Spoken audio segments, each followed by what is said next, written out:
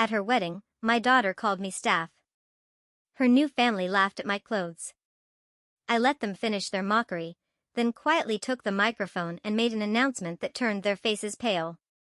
Imagine spending $500,000 on your daughter's dream wedding, every single detail paid for by you.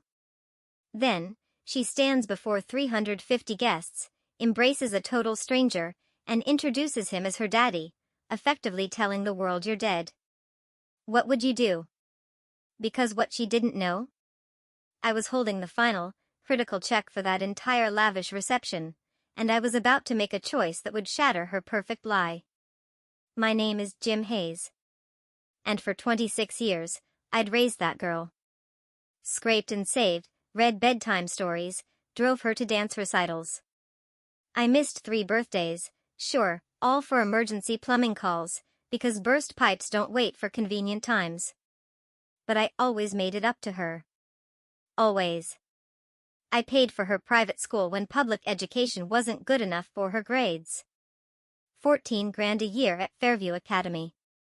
I shelled out for Yale, $68,000 a year for 4 years. Her Manhattan apartment after graduation? $3,000 a month for 2 years. And now, this wedding. Every single vendor, every intricate flower arrangement, every piece of glittering crystal in this absurdly expensive venue? Funded by my bank account.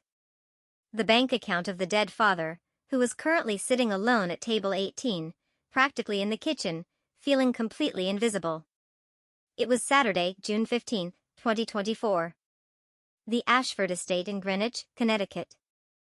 4:30 in the afternoon. I pulled my 2019 Ford F-150 into the valet line, a blue-collar anomaly amidst a parade of Bentleys and Mercedes. The valet kid, barely 20, looked at my truck like I'd brought a dead fish to a 5-star dinner. But he took my keys. Professional courtesy, I guess.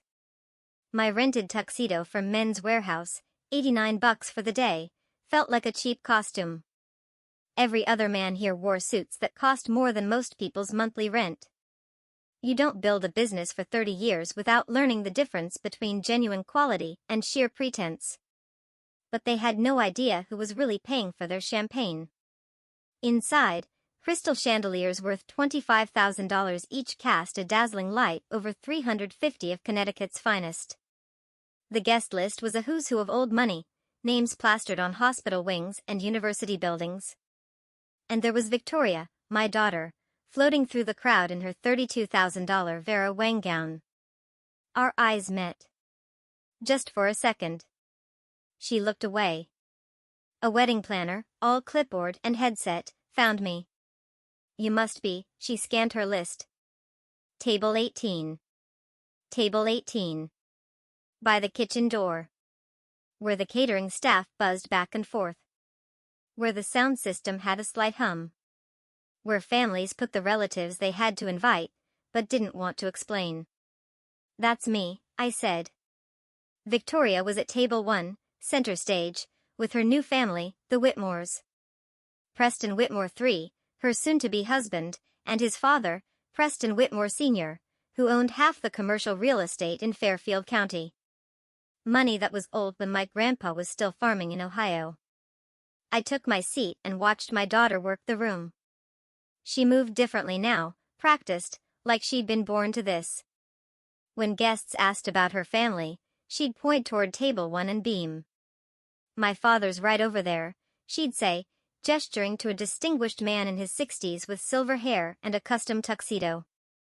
Richard Morrison. I'd never seen him before in my life. Meanwhile, my table filled with +1s and distant cousins. Nice people, but not the kind who get mentioned in the Connecticut Society pages. We made small talk about the weather and the beautiful venue. Nobody asked what I did for work. Probably for the best. Victoria had made one crucial mistake in her eagerness to fit in with Greenwich society. She'd forgotten to read the fine print on her dream wedding. The cocktail hours stretched on, and the distance between my table and hers felt like miles. I watched her pose for photos with the Whitmores, playing the role of the grateful daughter they'd saved from obscurity. Every smile was a knife twist. If I stayed silent tonight, I'd lose more than money. I'd lose my self-respect.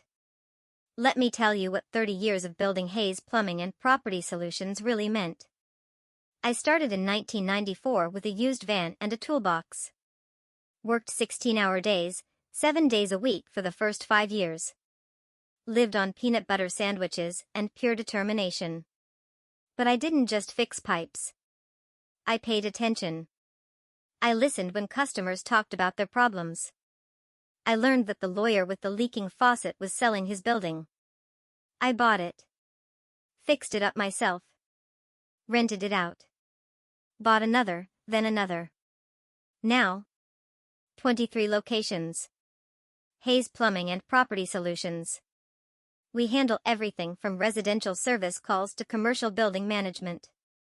Last year's revenue, $8.9 million. Net worth, certified by my CPA, the same damn figure. Victoria knew none of this. In her mind, I was still just the guy who came home with dirty hands and grease under his fingernails. The guy who embarrassed her at parent-teacher conferences because I wore work clothes. The guy who wasn't sophisticated enough for her Yale friends. She had no idea that her simple plumber dad owned more property than half the people in this room. But staying quiet tonight meant accepting that she was ashamed of everything I'd worked for. It meant watching her build a marriage on lies. It meant teaching her that family loyalty was negotiable based on social status. The consequences? They would ripple through our family for generations. I reached into my jacket pocket and felt the folded papers I'd brought. Bank statements showing the $500,000 transfer to cover wedding expenses. Contracts with my signature as the sole financial guarantor. Email threads with the wedding planner, Melissa Chen. 23 messages over 4 months. All addressed to Mr. Hayes and copied to Victoria. She'd been copied on every single email. She knew exactly who was paying for this fairy tale. The guest list included a reporter from the Greenwich Social Register, here to cover the wedding of the season. Whatever happened tonight would be documented, photographed, possibly live-streamed. The Whitmores loved publicity, as long as it was the right kind. My attorney, Richard Poulson, sat 3 tables away. We'd worked together for 15 years. He'd flown up from Florida just for tonight, carrying a briefcase with documents that could change everything. I'd asked him to be here just in case. He'd thought I was being paranoid. "Jim," he'd said over the phone, "she's your daughter. She loves you. This is just wedding stress." But Richard had never had to sit at table 18 while his daughter introduced strangers as family. Catherine Brooks, the venue manager, kept glancing my way. She knew who really signed the checks. When vendors had problems, they called me, not the Whitmores. I was the client. I held the contracts. I had the authority. The Whitmores thought their reputation and social connections made them untouchable. They'd never dealt with someone who built their power from the ground up, one satisfied customer at a time. They understood inherited wealth, not earned respect. If I challenged Victoria tonight, I'd be forcing her to choose. Between her new family and her real one. Between the lie she'd constructed and the truth she was running from. Between the sophisticated life she wanted and the working-class values that built it. But if I didn't challenge her, I'd be teaching her that love without respect was enough. That she could take everything I'd given her and give nothing back. That being ashamed of your family was acceptable as long as you did it politely. The cost wouldn't just be financial. It would be spiritual. I'd raised a daughter who thought character was something you could buy and sell. Who believed that loving someone meant never having to say you're grateful. My phone buzzed. A text from Victoria. *Daddy, please don't mention the plumbing business tonight. This is important to me. 30 years of sacrifice, reduced to an embarrassment to be managed. I looked around the room at the crystal and the gold and the flowers that cost more than most people's annual salary. At the guests who'd never worked with their hands or worried about making payroll. At my daughter who'd learned to be ashamed of the very qualities that made all this possible. The decision crystallized in that moment. Because some lessons can only be taught the hard way. At 7:15, the cocktail hour hit full swing, and the social ecosystem revealed itself in all its polished cruelty. 3 guests approached my table within the first hour, all of whom had worked with Hayes Plumbing over the years. Margaret Henderson, whose flooded basement I'd personally fixed last winter. Dr. James Walsh, whose medical building we'd renovated in 2019. Sarah Chen, whose restaurant's plumbing emergency I'd handled on Christmas Eve 2022. Jim Hayes. Margaret's face lit up. I didn't expect to see you here. Father of the bride, I said simply. Her expression shifted. Confusion, then understanding, then something approaching sympathy. Oh. Oh my. Victoria never mentioned, she keeps her private life private, I said. But Margaret's voice had carried. Nearby conversations paused. Eyes turned our way. The whispers started immediately. That's the plumber. Victoria's father? I thought he was. Oh, didn't she say her father passed away? Within minutes, the story spread through the crowd like spilled wine through white linen. I watched faces change as the news traveled. Surprise. Awkwardness. A few looked genuinely sorry for me. Most just looked uncomfortable, like they'd stumbled into a family drama they didn't understand. Preston Whitmore Sr. noticed the commotion. 72 years old, silver-haired, wearing a bespoke suit that probably cost $4,000. He approached my table with the confident stride of a man who'd never been denied anything. You must be Jim, he said, extending a manicured hand. Preston Whitmore. Victoria's told us so much about you. A polite lie. Victoria had told them nothing. Have we met before? He continued. You look familiar. I fixed your kitchen pipes last March, I said. Emergency call, Sunday morning. You were hosting a charity brunch. His smile flickered, just for a second, then returned, more force this time. Yes. Well, you do excellent work. Thank you. Victoria is fortunate to have such a practical father. Practical. Not successful. Not accomplished. Practical. Like a tool you keep in the garage.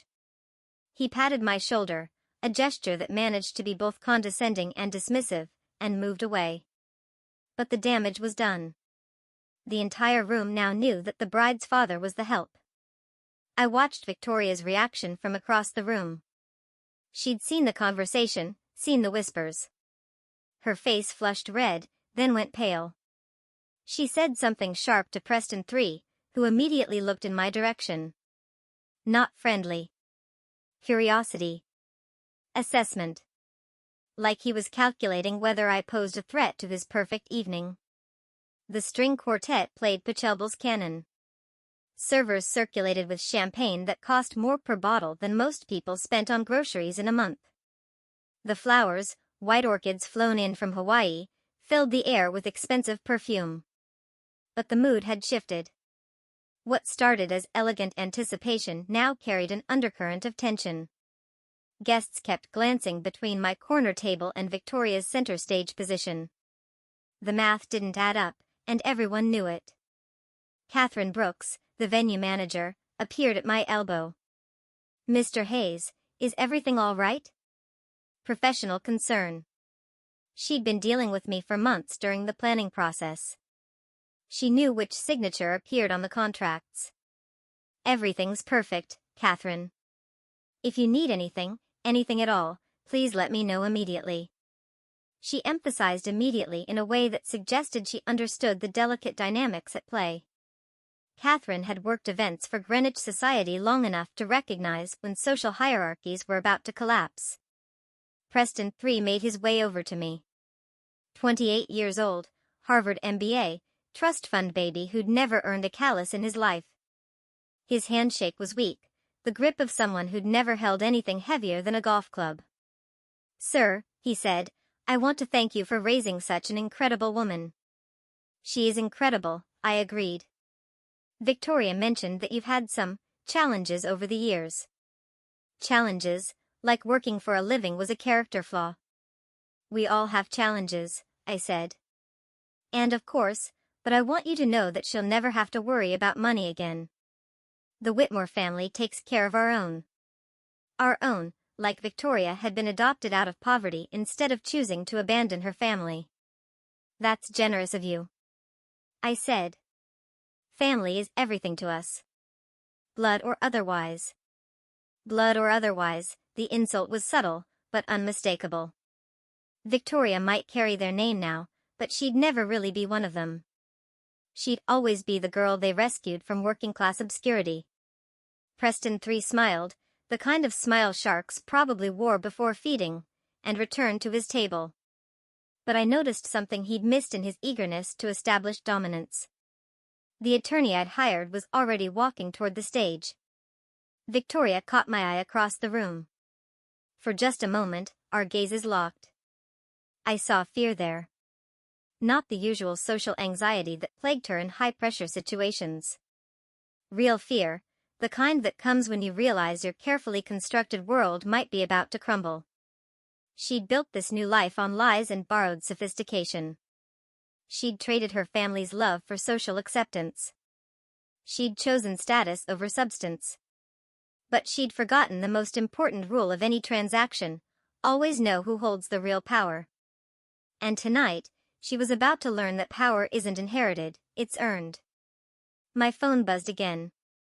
This time it wasn't Victoria. Final payment confirmation required by 9 p.m. Catherine Brooks, venue manager. I glanced at my watch. 7:45. The ceremony would start in 15 minutes. Victoria's perfect timeline, executed with military precision. But timelines can change quickly when you're the one holding the checkbook. Richard Polson caught my eye from across the room and tapped his briefcase. Inside that leather case sat documents that could unravel this entire evening in minutes. Contracts, bank statements, emails, the paper trail that proved exactly who was making this fairy tale possible. Richard had initially questioned my decision. It seems excessive, Jim. It's insurance, I told him. Now, I was beginning to think I might need that insurance after all. Catherine Brooks approached my table again. This time she wasn't alone. 2 of her assistant managers flanked her, young professionals in dark suits with earpieces and clipboards. Mr. Hayes, Catherine said quietly. Could we speak privately for a moment? We stepped to the side of the room, away from the crowd. Sir, we've had some inquiries about the final payment schedule. What kind of inquiries? The catering team needs confirmation on the outstanding balance, $340,000. The contract specified payment before service begins.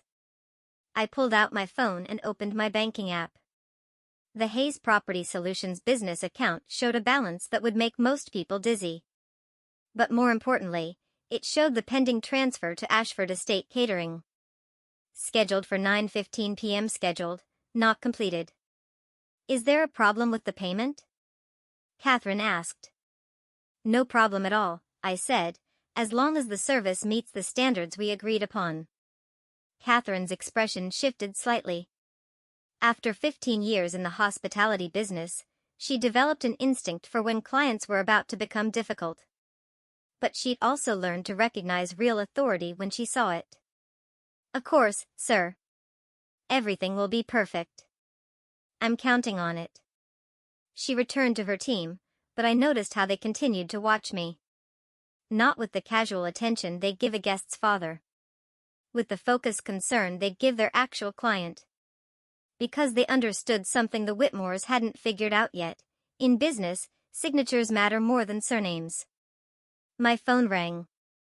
Unknown number, Connecticut area code. Mr. Hayes, this is David Chen from Fairfield County Social Register. We're covering the wedding tonight. I'm not interested in interviews. Actually, sir, I was calling about the catering situation. I understand there's been some confusion about the payment structure. Word traveled fast in small communities. Someone had talked. No confusion, I said. Everything's exactly as it should be. Will the reception proceed as scheduled?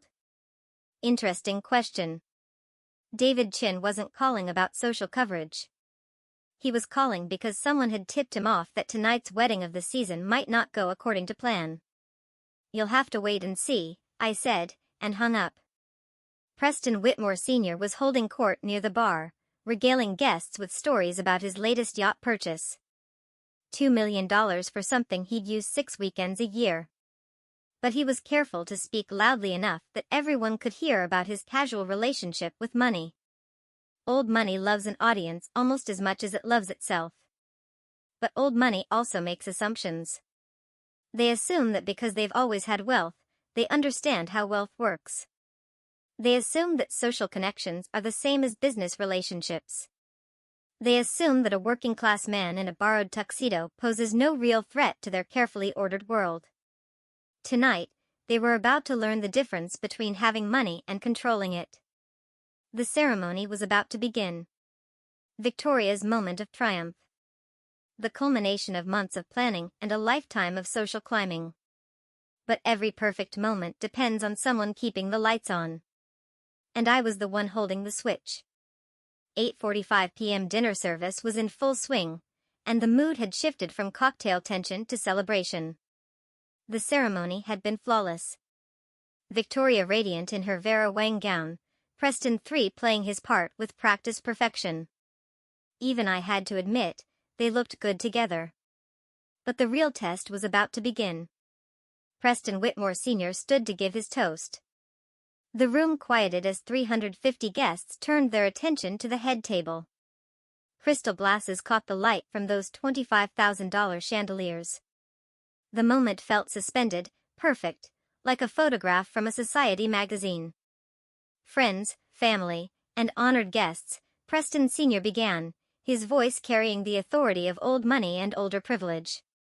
Tonight we celebrate not just the union of two young people, but the joining of two families. Polite applause, knowing smiles. Everyone understood their role in this performance. Victoria, he continued, turning toward my daughter, you have brought such joy to our family. Your grace, your intelligence, your character.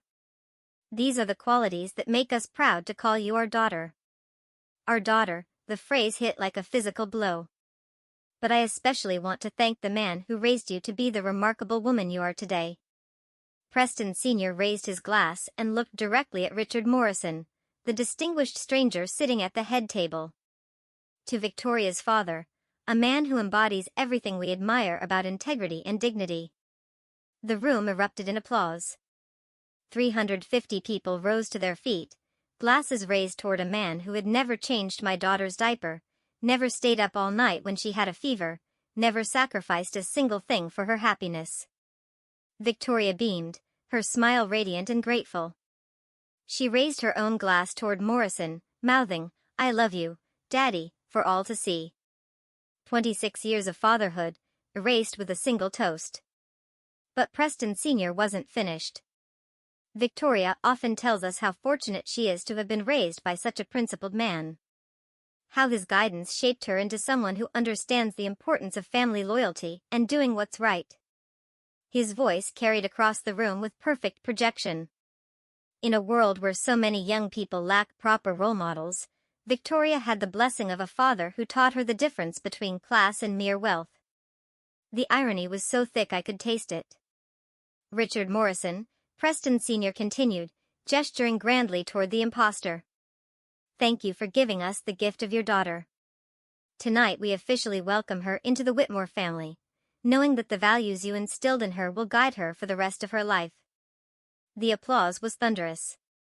I watched as guest after guest turned toward Morrison, nodding approval. Some wiping away tears at the touching tribute to fatherly love. No one looked at me. I sat at table 18, invisible in my borrowed tuxedo, watching my daughter accept praise for values I had taught her, while crediting a man she'd probably met 6 months ago. But then something interesting happened. Margaret Henderson, who'd spoken to me earlier, stood frozen, her glass halfway to her lips. Dr. Walsh looked confused, glancing between Morrison and my corner table. Sarah Chin had stopped applauding entirely and was staring directly at me with an expression of growing outrage. They remembered our conversation. They knew who the real father was, and they weren't the only ones. Catherine Brooks stood near the kitchen entrance. Her professional smile strained. She held her phone in one hand, probably checking on the final payment that still hadn't been processed.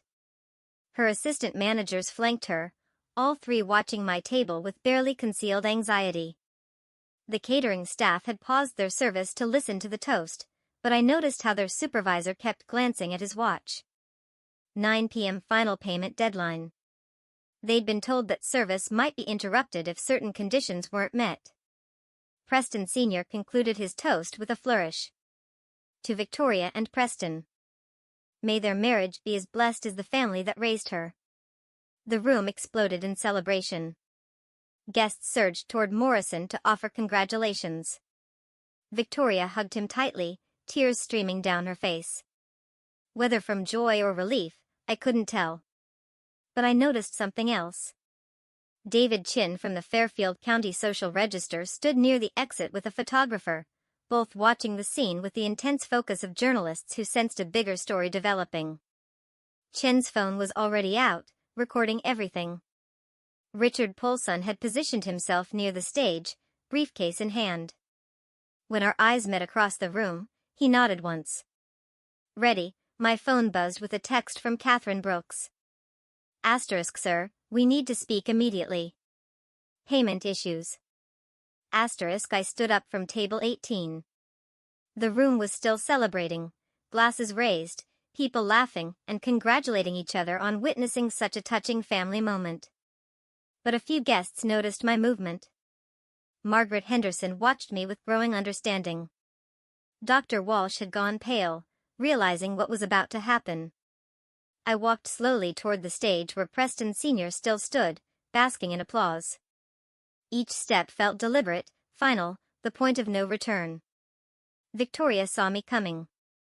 Our eyes met across the crowded room, and in that instant, I saw her recognize something in my expression that she'd never seen before. Not disappointment. Not hurt. Resolution. Preston III stepped protectively closer to his new wife. Preston Sr. continued accepting congratulations, oblivious to the shift in energy around him. But Catherine Brooks was already moving, her team spreading out around the room's perimeter. The catering staff had quietly stopped serving. David Chen raised his camera.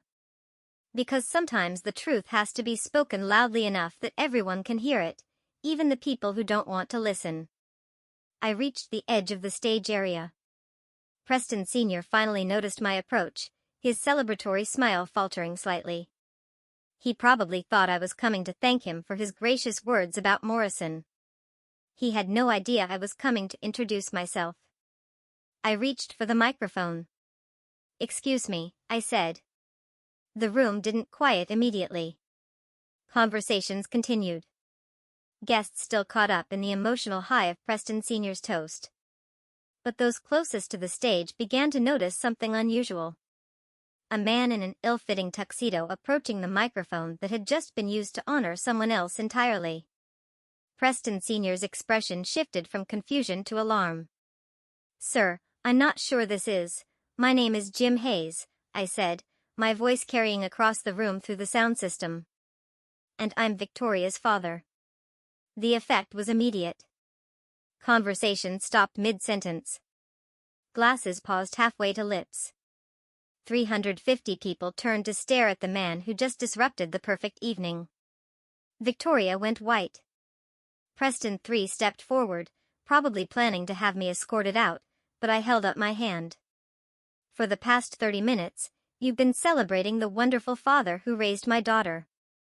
I gestured toward Richard Morrison, who looked like he wanted to disappear into his chair. "That man has never met Victoria before tonight." Gasps rippled through the crowd. I heard someone say, "Oh my God," from the back of the room. "Preston," I continued, looking directly at Whitmore Sr. "I appreciate your kind words about integrity and values, but you directed them at the wrong person. Richard Polson appeared at my side, briefcase open.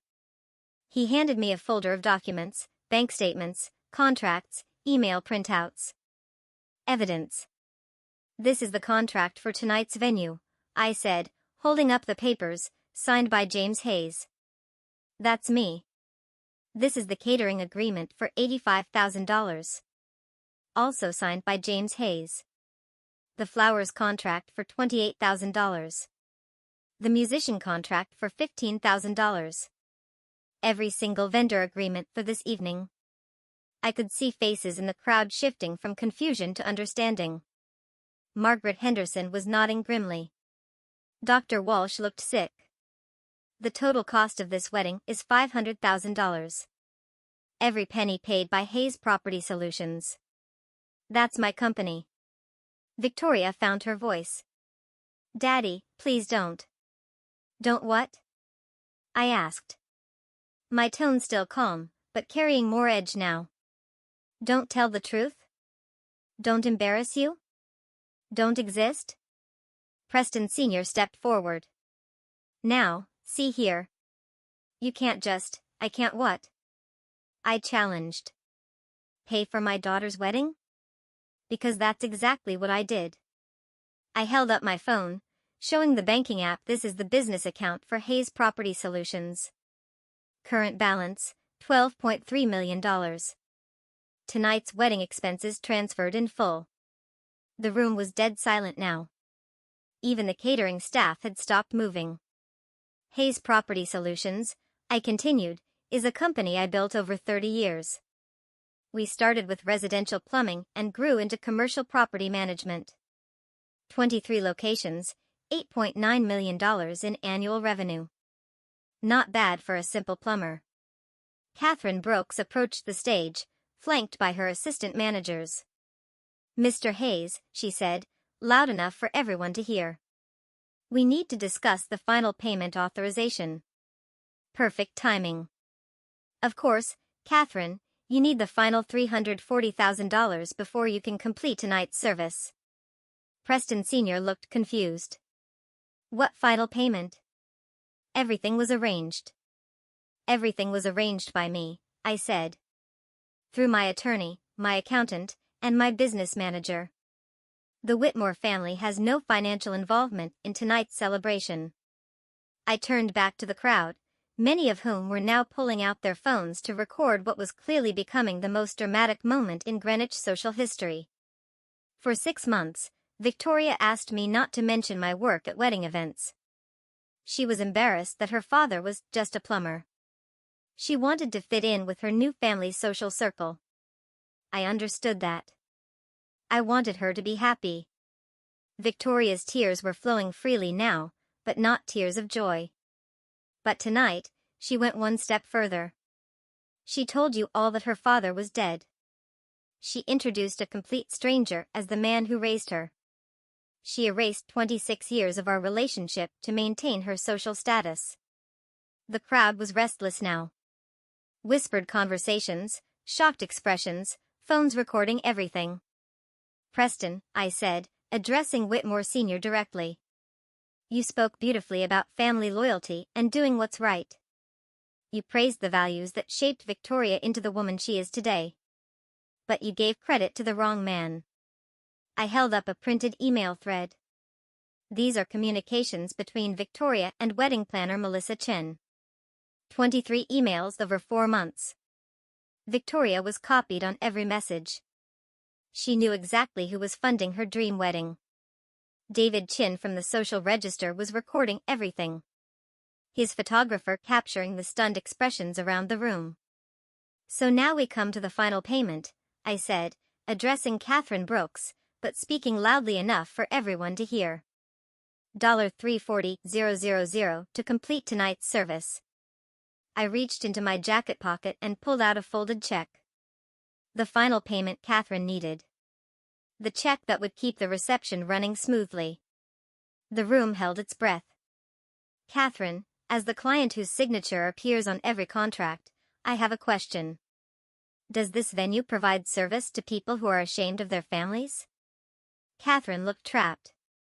Sir, Because I'm not interested in funding a celebration of my own humiliation. I looked at the check in my hands. $340,000.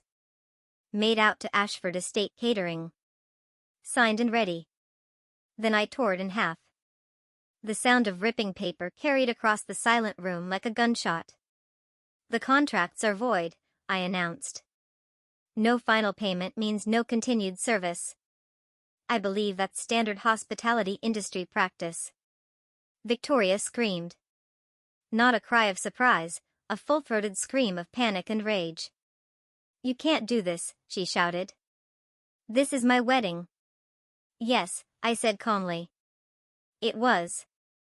The silence lasted exactly 3 seconds. Then chaos erupted.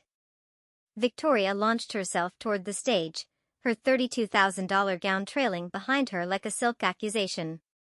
Daddy, you can't. Please, there has to be another way. But there wasn't another way. That's what she'd never understood about business. When you make certain choices, you eliminate certain options. When you burn bridges, you can't walk back across them. Preston 3 grabbed my arm. You're insane. You can't destroy my wife's wedding over some petty grudge.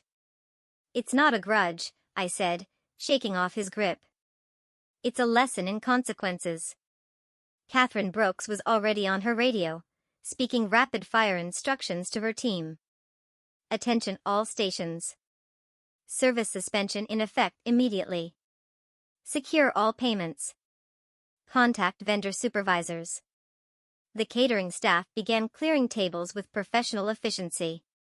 Servers collected wine glasses from startled guests. The string quartet stopped mid-piece, instruments lowering in confusion. Preston Sr.'s face had gone purple. This is outrageous. I'll have you arrested. I'll sue you for everything you're worth. On what grounds? Richard Polson stepped forward, briefcase still open. My client fulfilled his contractual obligations. He paid $260,000 upfront. The final payment was contingent on satisfactory service completion. The service was satisfactory. Was it? I asked. Because part of the service I paid for was treating my family with respect. That didn't happen. Dr. James Walsh approached the stage, his face grim. Jim, I owe you an apology. I should have said something earlier. No apology needed, James. You're not responsible for my daughter's choices. But other guests were reacting differently. I could hear fragments of heated conversations. Despicable behavior. How could she do that to her own father? The Whitmores should have known. $500,000? David Chin from the Social Register was interviewing guests. His photographer capturing every moment of the collapse. This wouldn't just be local gossip. It would be documented, published, permanent. Victoria collapsed into a chair, her perfect wedding dress pooling around her like spilled champagne. 26 years, she sobbed. You're throwing away 26 years over one night. I'm not throwing anything away, I said. You already did that when you told 350 people I was dead.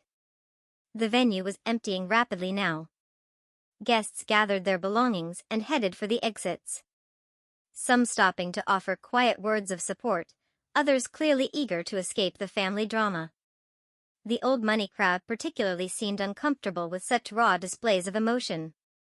Preston Whitmore Sr. made one final attempt at control. Hayes, let's be reasonable. Name your price. Whatever you want. Money, property, business connections. We can work this out. You think this is about money? Everything's about money. That's where you're wrong. I folded the torn check pieces and put them in my pocket. This is about something you can't buy. Respect. Catherine Brooks approached me one last time. Mr. Hayes, the venue is secured. Your remaining items will be stored safely overnight. Professional to the end. Catherine understood contracts. Thank you, Catherine. You and your staff have been excellent. For what it's worth, she said quietly. In 20 years of managing events, I've never seen someone handle dignity under pressure quite like you did tonight. As we prepared to leave, Victoria called out one last time, "Daddy, will you ever forgive me?" I stopped at the ballroom entrance and looked back at my daughter, standing alone in her wedding dress amid the empty tables and cold chandeliers. Victoria, forgiveness isn't something you ask for once and receive forever. It's something you earn every day through your choices. What does that mean? It means the next move is yours. The story broke in the Fairfield County Social Register Sunday morning. David Chen's article ran with the headline, "Wedding of the Season Ends in Financial Drama as Bride's Father Cancels Payment." The piece included photos from the reception, quotes from unnamed guests, and a detailed breakdown of the evening's costs. By noon, it had been shared across every social media platform in Connecticut. By evening, it had gone national. Victoria called me at 7 a.m., her voice raw from crying. "It's everywhere, Daddy. Everyone's talking about it." "What are people saying?" "Some are calling you a hero. Others are saying you're vindictive and cruel." She paused. "The Whitmores aren't talking to me." "What about Preston?" "He's evaluating our situation." His words. Evaluating, like she was a business investment that had suddenly become risky. "Victoria, what did you expect? You built your marriage on lies. Lies have consequences." "I know that now." By Monday morning, the financial implications became clear. The Ashford estate was pursuing the Whitmore family for the unpaid balance. Vendors who had extended credit based on the family's reputation were demanding immediate payment. The wedding industry gossip network had spread the story to every planner, caterer, and venue manager in the tri-state area. Preston Whitmore Sr. called me directly Tuesday afternoon. "Hayes, we need to settle this like gentlemen." "I thought we already did." "This publicity is damaging both our families. My business relationships are suffering. My son's marriage is under strain." "That's unfortunate. I'm prepared to offer compensation for the financial inconvenience you experienced." He still didn't understand. After everything that had happened, he thought this was about money. "Preston, you can't buy your way out of this. Your family participated in erasing me from my daughter's life. Money won't fix that." "Then what do you want?" "I want Victoria to decide who she really is, and I want you to stay out of that decision." The social consequences rippled through Greenwich society like aftershocks from an earthquake. The Whitmores found themselves disinvited from several upcoming events. Their charity board positions were quietly restructured. The family patriarch's reputation for shrewd business dealings was tainted by his failure to understand the basic terms of his son's wedding. But the most significant consequence was within Victoria's marriage itself. Preston III, it turned out, had married Victoria partly because his family viewed her as a project, a beautiful girl from modest circumstances who could be molded into a proper society wife. The discovery that her circumstances weren't modest at all, and that she'd been willing to lie about her family to gain acceptance, undermined everything he thought he knew about her. Margaret Henderson stopped by my office Thursday morning. "Jim, I owe you an apology. When I saw you at that wedding, I should have spoken up immediately." "You don't owe me anything, Margaret." "Yes, I do. We all do. Everyone who worked with you over the years, who knew what kind of man you were, and who stayed silent while they tried to erase you." She wasn't the only one. Dr. Walsh sent a letter. Sarah Chen called personally. Customers who had heard the story reached out to express support. The working-class community that had always known my worth was rallying around the principles I defended. But the most interesting responses came from unexpected sources. 3 business owners contacted Hayes Property Solutions about potential partnerships. A commercial real estate developer wanted to discuss joint ventures. A regional bank requested a meeting about expanding our property management services. The publicity that was supposed to embarrass me had actually enhanced my professional reputation in the business world. Standing up for your principles, even at significant personal cost, was seen as a strength, not a weakness.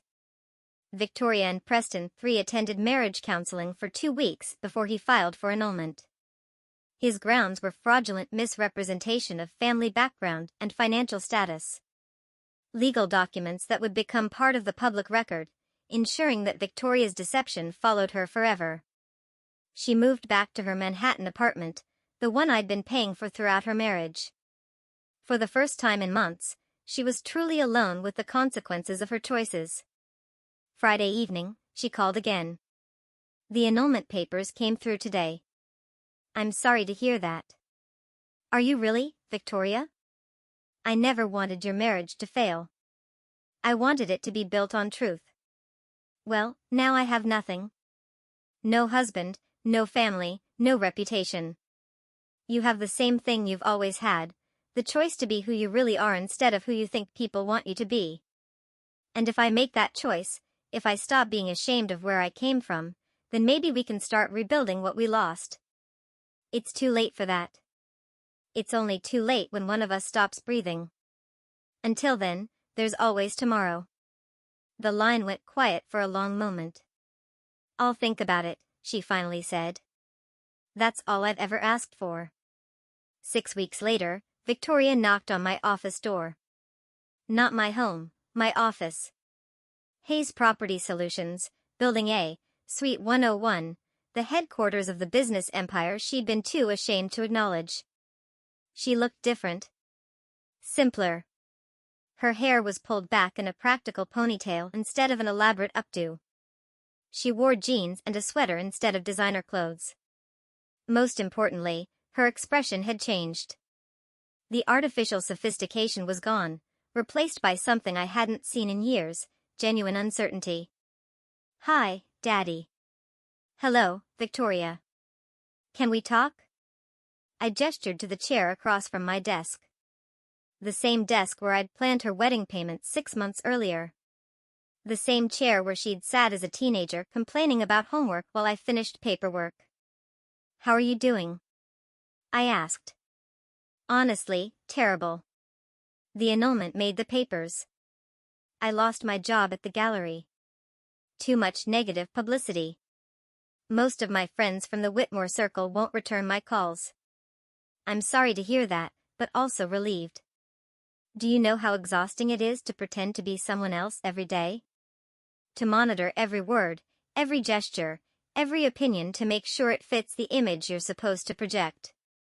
I waited. She needed to say this in her own words, at her own pace. I've been thinking about what you said about earning forgiveness through daily choices. She looked around my office, taking in the awards on the walls, the photos of completed projects, the evidence of 3 decades of honest work. I want to make different choices now. What kind of choices? I want to work. Real work. Not managing social events or picking out flowers for charity galas. I want to learn the business that built everything I took for granted. I studied her face, looking for signs of performance or manipulation. But what I saw was exhaustion mixed with determination. The look of someone who'd hit bottom and decided to climb back up instead of staying there. The business isn't glamorous, Victoria. It's early mornings and difficult customers and problems that don't have elegant solutions. I know. I've been reading about property management, about commercial leasing, about building maintenance. I'm not asking for a handout. I'm asking for a chance to prove I can contribute something real. What about your trust fund lifestyle? Your Manhattan apartment? I gave up the apartment. I'm staying at an extended stay hotel until I can afford something modest. She managed a weak smile. Turns out when your father cuts off your funding and your husband annuls your marriage, you learn about budgets pretty quickly. For the first time in months, I felt something I'd thought was permanently lost, pride in my daughter. There's a junior position open in our residential services division. Customer service, some basic project coordination. It pays $38,000 a year. That's more than I've ever earned in my life. It's also more than most people your age earn without experience. But you'd be starting at the bottom, reporting to managers who are younger than you, dealing with customers who might recognize you from the newspaper coverage. I understand. Do you? Because this isn't about redemption or making up for past mistakes. This is about whether you genuinely want to build something worthwhile, or whether you're just looking for another form of security. Victoria was quiet for a long moment, considering the question seriously. 6 months ago, I would have said I wanted security. But security based on pretense isn't really security at all. It's just delayed disappointment. She met my eyes directly. I want to build something real, even if it's small, even if it takes years. The job starts Monday, 8 a.m. Dress code is business casual, not country club casual. I'll be there. As she stood to leave, Victoria paused at the door. Daddy, thank you. For the job. For teaching me that self-respect isn't something you can inherit or marry into. It's something you have to earn. Now you're starting to understand what I've been trying to tell you your whole life. She smiled. The first genuine smile I'd seen from her since she was 16. And then she walked out to begin the hardest work she'd ever done, becoming someone she could be proud of. This whole experience, it shattered our family, but it also laid the groundwork for something real. What would you have done in my place? Did I go too far, or was a public lesson the only way for Victoria to finally understand the value of truth and respect? Let me know your thoughts in the comments below. I'm genuinely curious to hear what you think.